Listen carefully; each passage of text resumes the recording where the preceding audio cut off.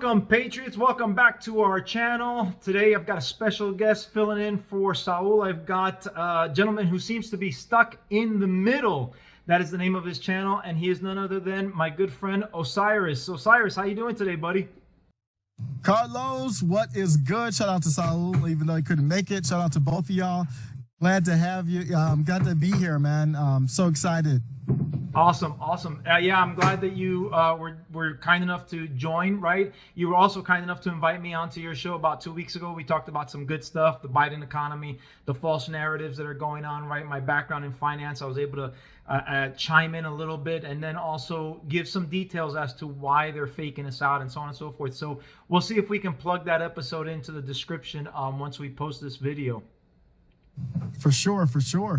Yeah, and one thing I wanted to get into, I saw on one of your channels or one of your YouTube videos that you uploaded, you talked about Generation X and how they were able to stay out of the whole debacle that's going on with the race and so on and so forth. And it really caught my attention because I believe you and I are very, very similar in age range.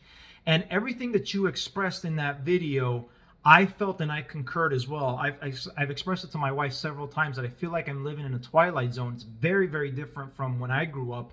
And you guys, your video just talked about it. You wanna give us some background on that?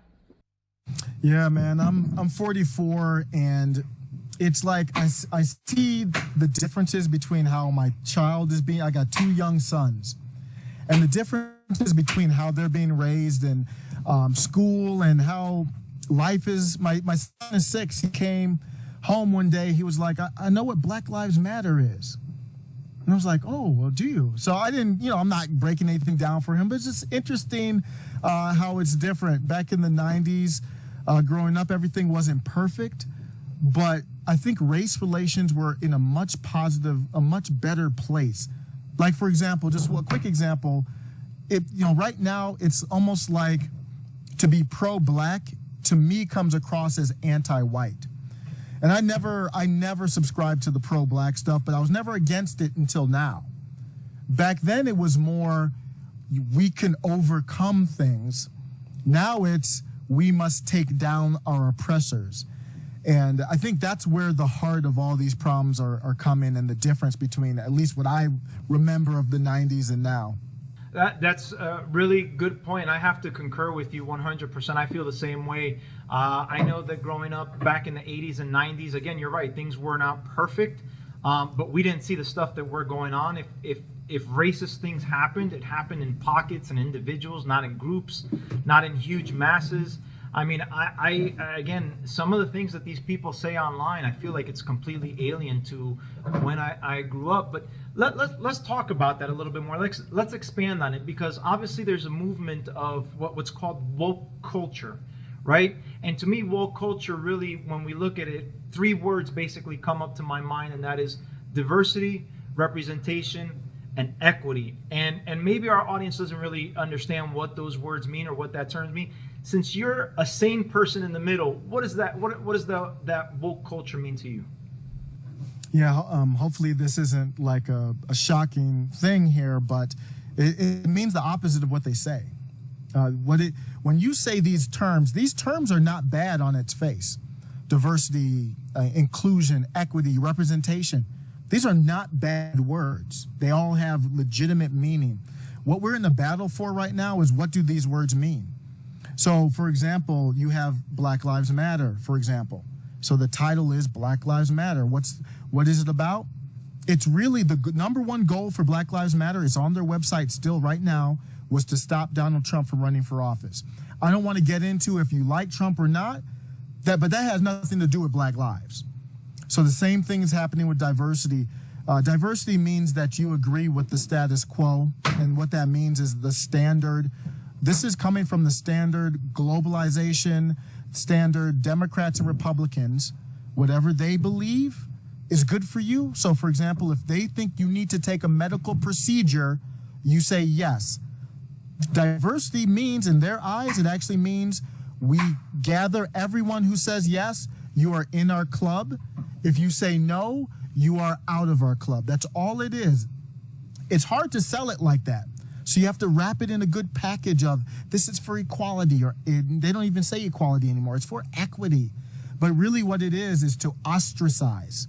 It's to exclude, not include people. And that's why you see all these Bill Maher and Tim Pool, these are classic liberals who are now associated with the far right because they're not in that group. That's great. I couldn't have said it better myself, and you're exactly right. These words have morphed, very similar to what traditional feminism used to be, right? Feminism used to be, equal rights for women, right? The right to vote, the right to choose, the right to do all these different things. And I am a traditional feminist, but somehow that word feminism has morphed to be female superiority and other types of things that really was never the intention. And so likewise, these words like diversity and so on and so forth, and you're right, they don't even use equality, they use equity, right? It's morphed. It's morphed into something that was never meant to be, at least not originally, and it's really doing a lot of damage. And really what I want to get into is, if with your permission, obviously, I want to show a clip of the individual that you showcased on that video about Gen X. Gen X, how did you guys do it? How did you stay out of the generational hate war? We didn't stay out of it. It was just never an issue with us. Anybody born between like 75 and 89, you automatically started going to school with multicultures. So it was never an issue for us. White, black, and brown, we was holding it down since day one. We never looked at people at this color and stuff like that. If we didn't like somebody, it's probably because they were just asshole. Also, social media destroyed y'all's lives. All you younger folks, it just destroyed y'all's lives. They just promote hate and racism every single day, and it's starting to divide everybody. See, we didn't have technology like that. When I was in middle school and high school, we had pagers and shit. So, I mean, you wasn't texting racist shit on that. Yeah, we had the news and stuff, but we didn't watch the news. We was kids. We was outside. We was also not raised to be and offended by everything. Somebody didn't like you, your mom would be like, quit being a to go find somebody else to kick it with. And we did. It was the greatest era ever. Like, we never knew so much about racism till now. That is, a lot of truth. You were going through the comments on that, and a lot of people seem to agree with everything that he said. Now, the only thing that I'm going to challenge is social media. I think social media has, obviously, it is an issue. It is part of the problem. But I really do think, in my opinion, in my view, a lot of this racism stuff it did start, but I think it picked up momentum. And you and I might agree on this. During the Obama administration, we could see examples of when, like Michelle Obama coming out and said, first time I'm proud to be American, because her husband was elected president. That's really your first time that you were proud to be American? You mean you weren't proud to be an American before that?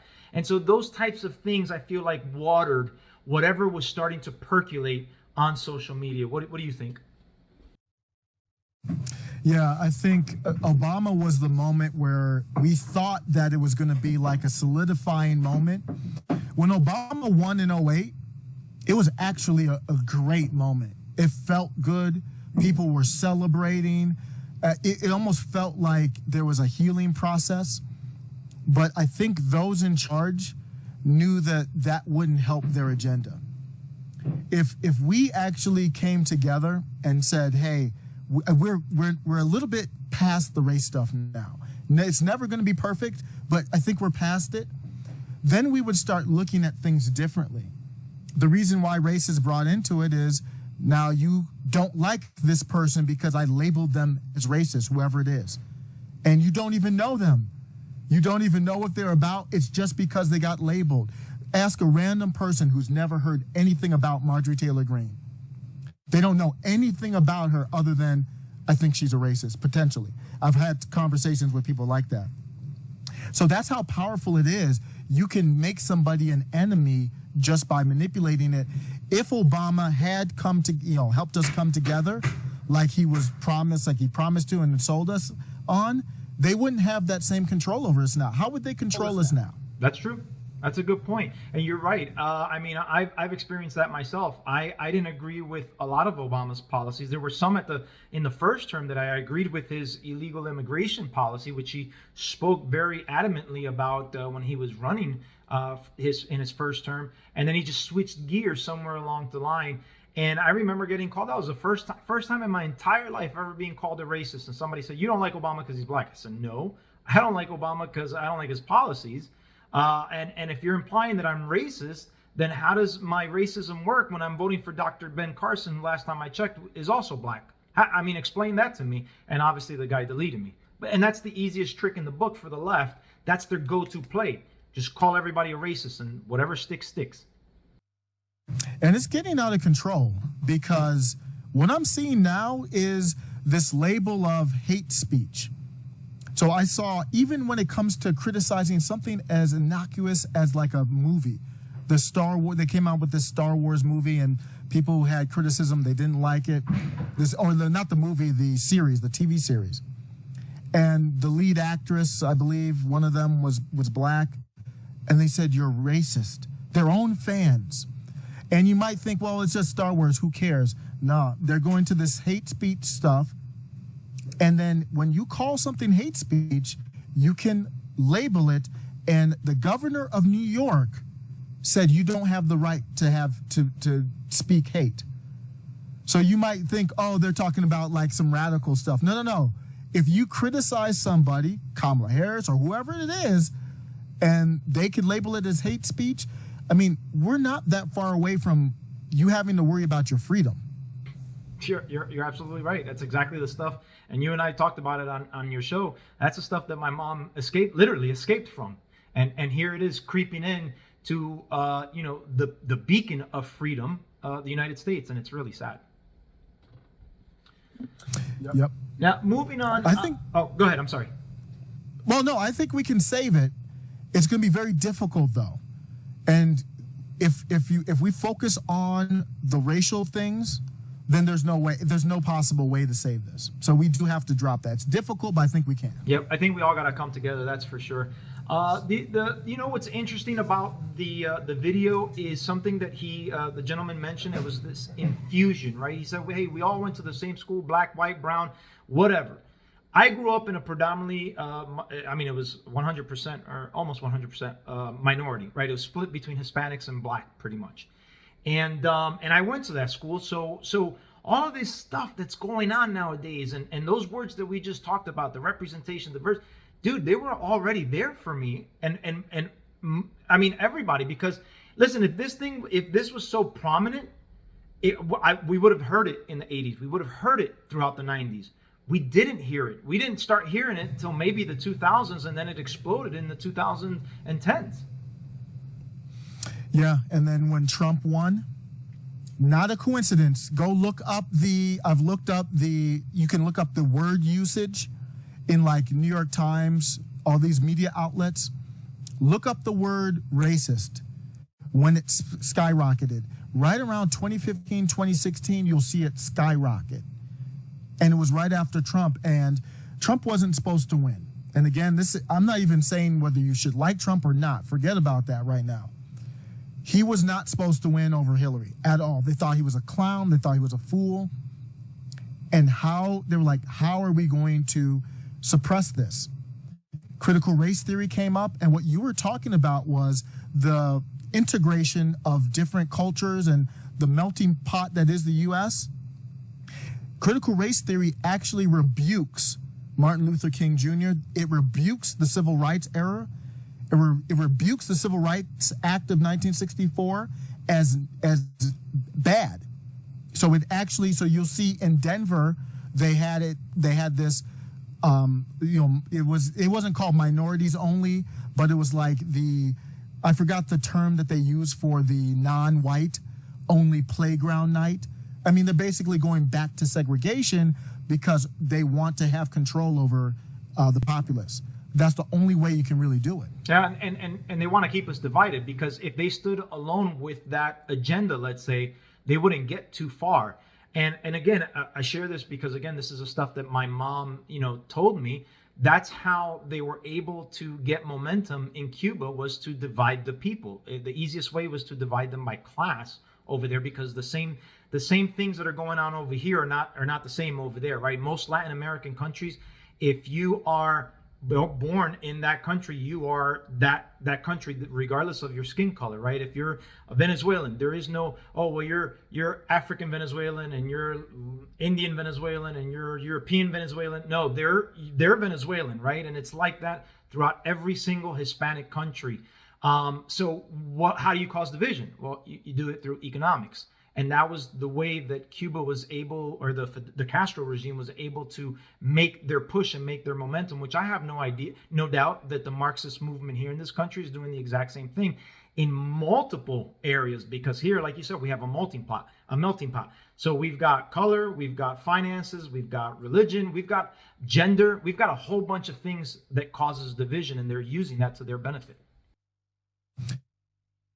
Yeah, can I ask you about so how did they handle religion? Because I think the attack on religion here is very important, because in America, because if you believe in God, then you probably are more likely to believe in the natural order of life, where there is good and bad, and every person is not good. So if you are on a mission to eradicate racism, that doesn't make any sense. There are always going to be sinful people, bad people, racist people. So, and if you attack God, and then you can replace God with somebody who can eradicate racism, which is your powered government. Who else is going to who brings equity? The government. That's the only entity with enough power to give equity. How was that handled in Cuba?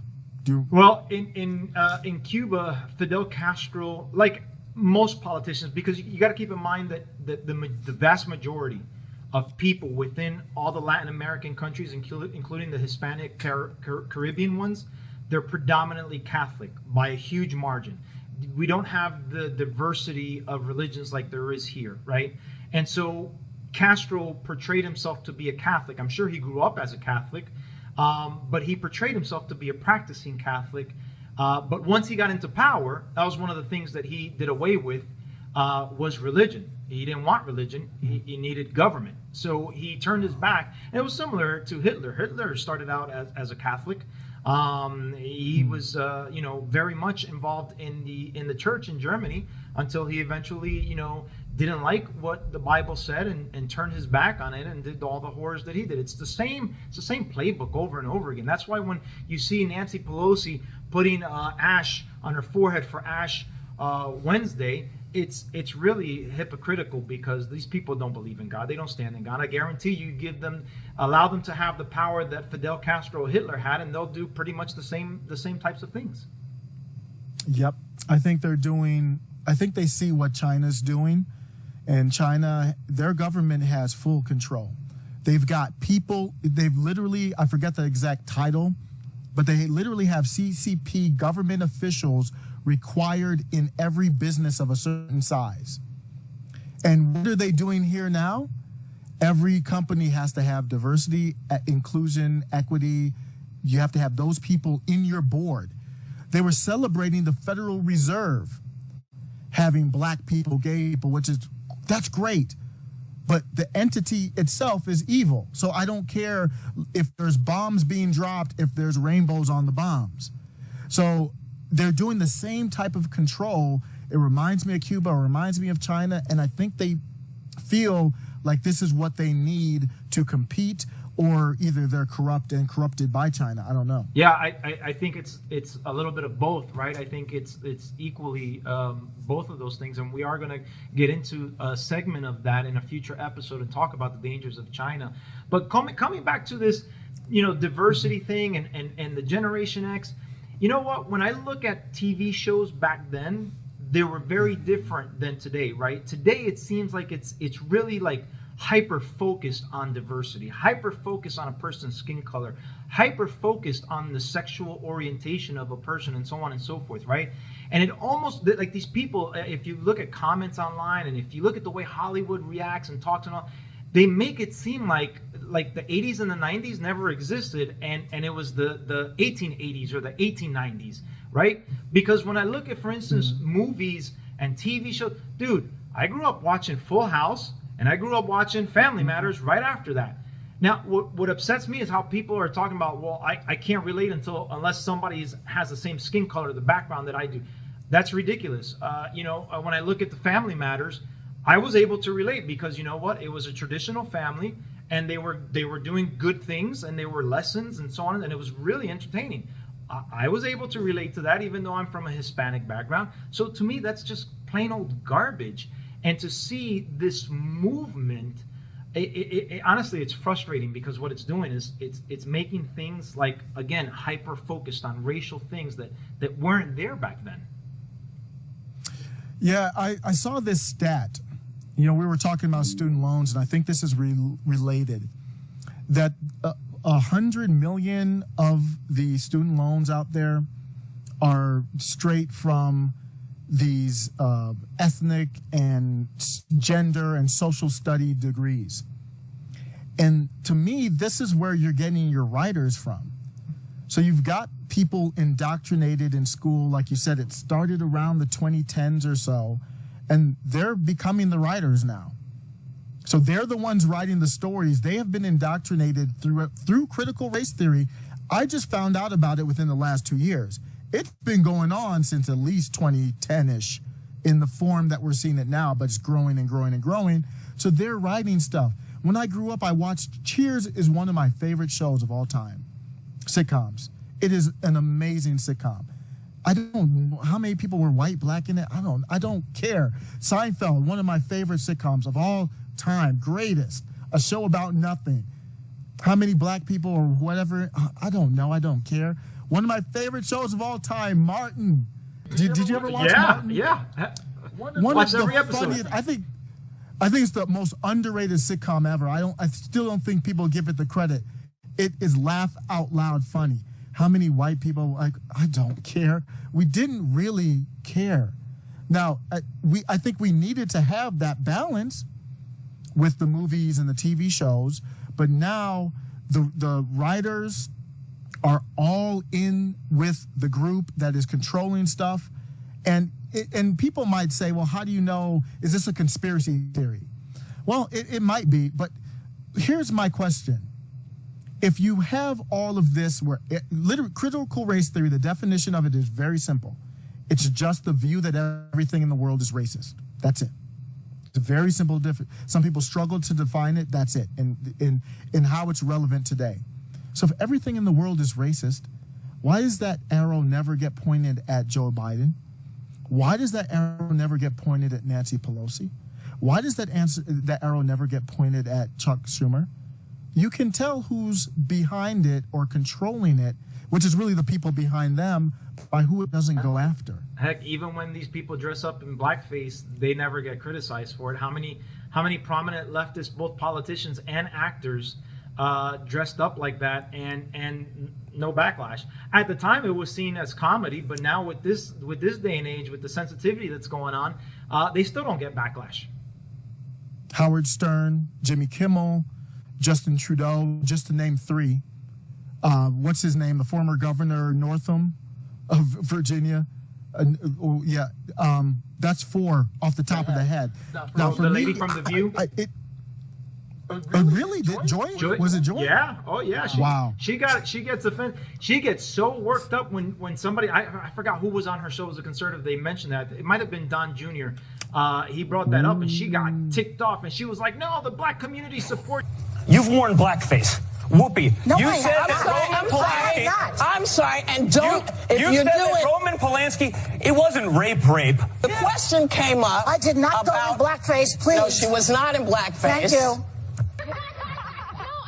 Is that you, Joy? Oh, this picture. Oh, Joy, is that you? Yes. Joy, that is you? Yes. Joy, are you black? No, I know. I was so cute. How cute I was. Are you my auntie Joy? No. That is me. My word. What year is this? Circa I what? was 29. It was a Halloween party. I went as a beautiful African woman. Oh, yes, you ain't black. But that's my hair. That's my hair. That you can be, yeah, but so the whole point of Why are you that upset curly with hair me is now? coming back. I thought That is me. Did you have tanning lotion on, A Joan? little, I had makeup that was a little bit darker than my skin. It's going to fix it. But that's my actual. Oh, where are you? So here's my point is I don't really care. I really don't. But I'm looking at you and your what I call a religion, and I'm seeing that you don't apply these same rules equally. Joe Biden just recently did a speech, and he was talking about where he grew up in Delaware somewhere, and he was talking about I don't know if you, yeah, and he was talking about the public housing, and he was like, "There's great basketball here. There was great basketball down here," and I don't have any problem with it. But imagine if somebody else had said, well, imagine if Marjorie Taylor Greene had said that. They would have been ripping her apart about stereotypes. Joe Biden has said all kinds of other stuff too. I don't want to get too much in detail, but they've never gone after him for any. You guys just talked about it. You ain't black if you don't vote for me. Some people were like, you shouldn't have said that, but there's no big backlash. Don't forget how he really said that black people don't know how to use the internet. Yep. I mean, we have dozens of examples of him throughout his political career saying stuff like that, right? Yeah, and that's so if anybody who doesn't believe that I think that it's controlled by them, explain to me why it doesn't apply to them. Who's coming up and running for president right now? Probably the number 2 or 3 candidate. It's early. Gavin Newsom, white male from California. I don't have any problem with him being a white male, but you would think there would be more backlash. He hasn't announced or anything, but he's out there like he's going to run, and there's no backlash with him like kind of skipping over Kamala Harris or stepping on her toes. I mean, if this thing is so big, if white people in Minnesota in this Minnesota teachers union have to be the first one to get laid off, this is a true story, that in the teachers union they said, hey, for things that happened in the past, if you're a white teacher, you would have to be the first to get laid off because of your skin color. If that's the case, why don't they just fire Joe Biden and make Kamala Harris president right now? Yeah, that's a good point. And remember, they see the hypocrisy of the left, right? They talk about how they want to promote the black community and build black people up and so on and so forth. Okay, well, what happened with the recall that they tried? Larry Elder ran for governor, and he got attacked. He got viciously attacked, where there was a lady dressed up in a gorilla outfit or a gorilla mask and threw a banana at him. I mean, how much more degrading and racist can you get? We're getting egged from behind.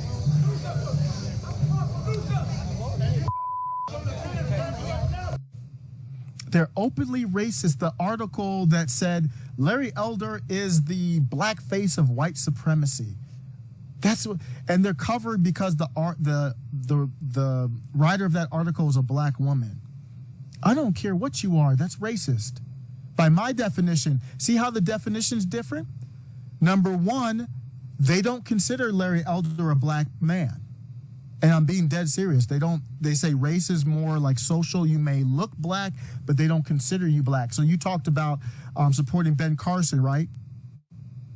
They wouldn't count that. Ben Carson is not white to them. That's why I said diversity doesn't mean what you think it means. It means allegiance to the state. And the state right now is your standard Mitch McConnell, Nancy Pelosi, status quo. And if you believe in that, you can be black. If you support Ben Carson, you're not supporting the black man. If you support Larry Elder, you're not supporting the black man. We can throw eggs at him. We can call him the black face of white supremacy and all that. Yep, you're absolutely right. We could see that with Candace Owens. They've said some horrible things about Candace Owens that I don't really care to repeat. Clarence Thomas, right? Horrible things about Clarence Thomas. Heck, even in your video, you played a piece from Ripaverse, Eric July, and the amount of hate that he has gotten from the left for opening up his own comic book company, just ridiculous. They've called him the N-word, and he even said it. They didn't even put an A at the end of it. They put an ER, so they were just obvious about it. They put the hard ER on it. That's when you know it's serious. And I know Eric July just laughs at that stuff. But you're absolutely right. I mean, to me, that is proof that this is about something else. When you talk about, even I just talked about the LGBTQ community recently. And I said, I want to be a true ally to you all. This is what they do to Black Americans. Either you believe what they believe or you're not Black. And the same thing's going to happen to you. You're going to be manipulated, no matter what letter you are in that group. So I say, I'm not aligning myself with anybody because our skin might be dark. I joke with these people who believe that. I had this lighter skinned person talking to me about being whatever name they called me. And I was like, my skin's darker than you. Don't I have more say in your religion than you do? Well, it's really interesting because they're doing the same thing with the Hispanic community, and we've seen that. We touched on it I think it was our first episode where they called Mayra Flores an extreme alt-right winger, and yeah, I mean, stuff like that is just really upsetting. The other day, I also saw I was actually at my in-laws' house, and they had the Spanish news station going on. And they really focused and made it seem like it was such a good thing that Charlie Crist had selected a Hispanic lady to be his lieutenant governor. I don't ever recall them doing that type of segment for DeSantis. DeSantis also has a Hispanic female lieutenant governor by the name of Nunes. I don't remember her first name. I think she's from Cuban descent. And I don't remember the Spanish news stations covering her that way. They're doing the exact same playbook on the Spanish side. That's why I think what you guys are doing. When I saw that first, because I knew you're going to launch a video podcast, and I didn't know what it was really going to be about. So when I saw that first segment you guys did, the first episode, I was like, this is so on point. They're trying to, I don't want to name names here, but rich billionaires. We're going to be buying up Hispanic media, so they can do the same thing, so they can control the narrative. They're having a harder time controlling Hispanic Americans than I think they thought and how I thought.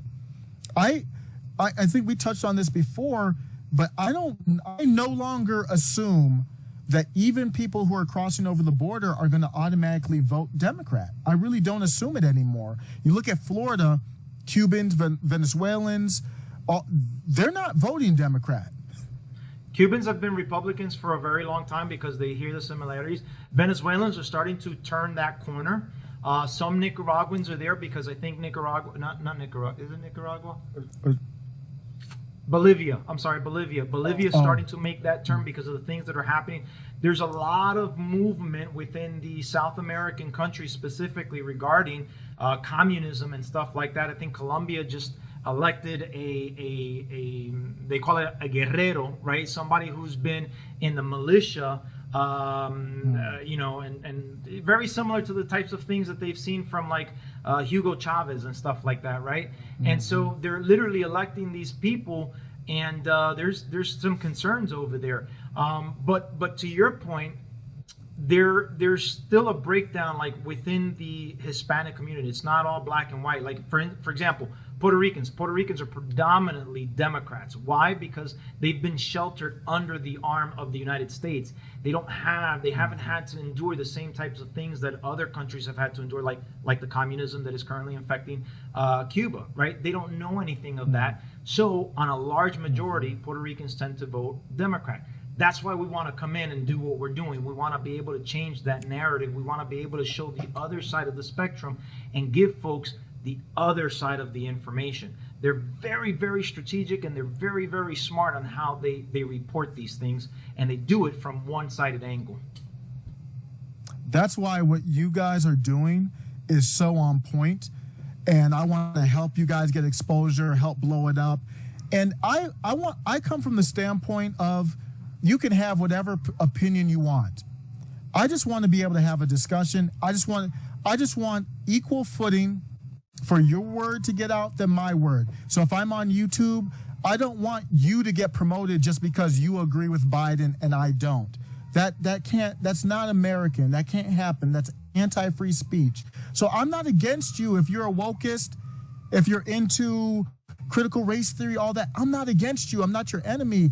I just want to have my word too. And we can agree to disagree. Yep, absolutely. Absolutely. And I think that's an important factor within democracy itself, right? Is the freedom of speech. I mean, you look at countries that don't have freedom of speech, and they're governed by a totalitarian. I mean, the minute you say anything against the Cuban government, you get persecuted, you get jailed, like my great grandfather did, right? You say anything against the Maduro regime, you get. My goodness, I mean, it was a couple of years ago where a bunch of college or young people went out and protested, and he released tanks, and we saw videos of tanks rolling over civilians. It was just horrible. A lot of gunshots, and the military just went on a shooting spree and killed a bunch of people that were just literally protesting. So, I mean, it's important for us to fight what we're fighting for here, right? Which is freedom. I just want to caution people that don't think that can't happen here. I don't want that to happen here. I'm not predicting that happens here, but I think we should operate as if that's a possibility.